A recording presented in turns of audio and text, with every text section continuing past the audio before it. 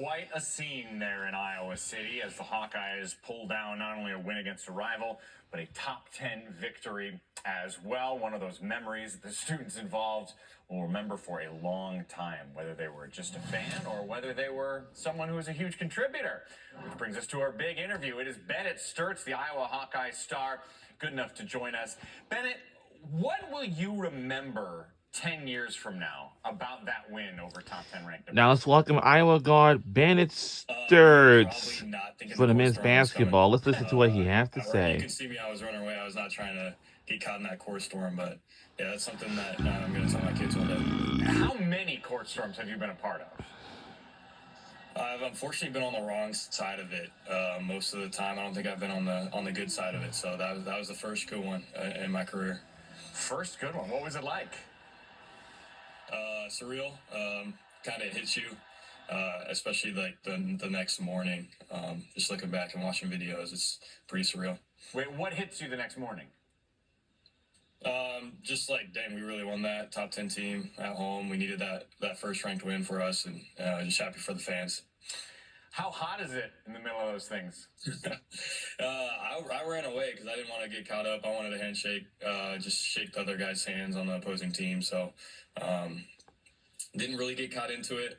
So I'll have to ask my teammates on that one. All right. I'm a little fascinated by that. You had no interest in being around all that joy? Yeah, it's not the type of person I am. I mean, I don't know. My teammates call me a little weird about that, but yeah. Well, here's what I think is a little weird. You never sit. That was your 11th game this year where you've played all 40 minutes. How are you handling this much playing time?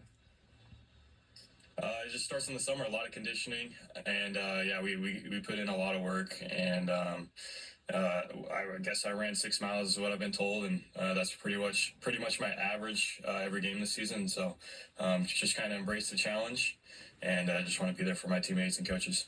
Yeah, but there are star players on every team. Nobody plays this much. What's your? I mean, you have to feel it at some point, right?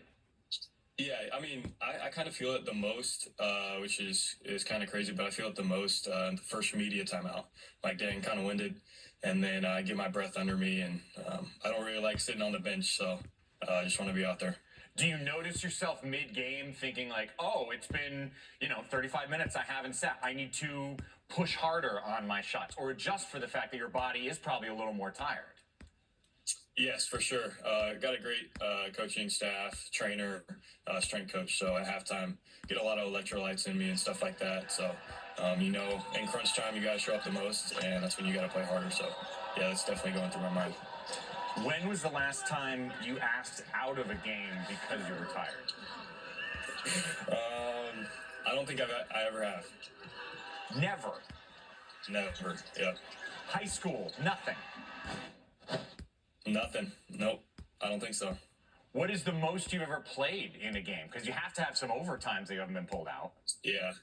Last year at Drake, we had a couple overtime games, probably 45. I don't think we ever went to double OT, so 45. Your coach talks about how steady you are emotionally, and as we've already discovered in this interview, right, you didn't want to be a part of the big storm. You wanted to shake your hands, get off the court. Where does that calmness come from? I feel like it's always been a part of my game. It comes from my parents, but just having a level head and being the point guard out there, a lot of guys look to me, and if I'm calm, they might be calm. So just trying to be a leader out there and just be there for my teammates. Let me ask you some off-the-court things. Tell me something I don't know about your head coach. He's a really funny guy. Obviously, I have a lot of trust in him, and everyone on the team trusts him. But he can crack a joke or two, and yeah, he's a funny dude, fun guy to be around. Give me an example. How is he funny? I'll go back to the summer. I got engaged this summer, so he just calls me like an hour before because he knew I was doing it, and he gave me a little pep talk. So just things like that, just keep me smiling and my teammates smiling is something that he's good at. Okay, so that was going to be my next question, regardless of your answer. So what was his pep talk like before you proposed? Yeah, it's funny. He's like, "This is probably more nervous than you ever are in games." So just little things like that. Just him being a funny dude, him caring about you. I gotta be honest, that doesn't sound much like a pep talk, Bennett. It's not, but I'll label it that.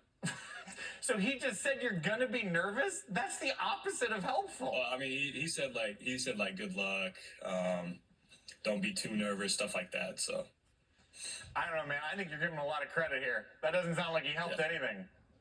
Maybe. At least he called me. So he did this over the phone, not in person? Yeah. Okay. Yeah. Was your engagement over the phone, or were you in person with her? In person with her. What'd you do? Yeah. We were actually in Montana, so he had to call me.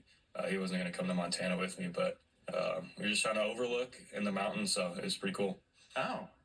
It's too bad she said no, though. I'm sorry to hear that. That's Yeah. Is the date set? It is, yep. And it's mid-March. That's really bad timing. You know, I feel like you guys should have planned. Yeah. It's mid-March. Yeah, we're going to have to skip March Madness. Yeah. Well, and there's a problem, because you're going to be playing some ball, let me tell you. Yep, that's right. You're from just outside of KC, right? Liberty? Yep, so, Missouri. Growing up, full-fledged Chiefs, Royals, KC fan? That's right. How many games have you been to for Chiefs and Royals? Probably 10 total combined. Are you one of those like, I follow them when they're good, or are you kind of like every day you check a score? For the Royals, I'm not a huge baseball guy, so when they're good, I'll follow them, like 2015 World Series. But Chiefs, I follow every week. Tell me about your old lawn mowing business. Yeah, me and my brother started it in third grade, in my third grade year. So we started with like a push mower, and we worked our way up. Had about 30 yards, and my brothers still do it to this day. And when I go home, I help out as much as I can. But it's great working with your hands and just teaching us at a young age like how to work hard. Hang on. Someone in Liberty, Missouri this summer could get their lawn mowed by Bennett Stirtz? Oh, for sure. Yeah, I'll be back there. What? Really? Yep. What do you charge? 35, 40 bucks. It's gone up throughout the years. Do you ever come to the Chicagoland area? I could. You never know. I got 40 bucks for you. I'm just saying. There you go. Have you thought about your lawn mowing company having an NIL deal with, say, you? Not at all. That's a great idea, too. That might need to happen. Well, I got lots of ideas. All right, let's get back to the court. You guys lost to Maryland and Purdue back-to-back games. Give me an idea of something you guys learned during that stretch. Yeah, sticking together with the team. Those are pretty low moments in the locker room after the game. And knowing that we still have a couple games left in the regular season that we got to win. They're not must-win, but we kind of knew that our backs are against the walls. So just sticking together and really attacking the next game is really what we did, and I'm proud of the guys for that. So it sounds more like a big picture thing. It's not like specifically, oh, we had to work on rebounding more or free throw shooting or setting a certain screen in a way. There was nothing specific that you guys felt, oh, we can fix this? Yes, it was kind of a little bit of both, though, because we got pounded on the glass against Purdue. So that was definitely a point of emphasis in practice. And then we're just taking it one game at a time, but still looking at the big picture is what we were doing too. So yeah, kind of having a little bit of both there. Give me a player on your team that we don't talk about enough, but we should. I think it's Brendan Hausen.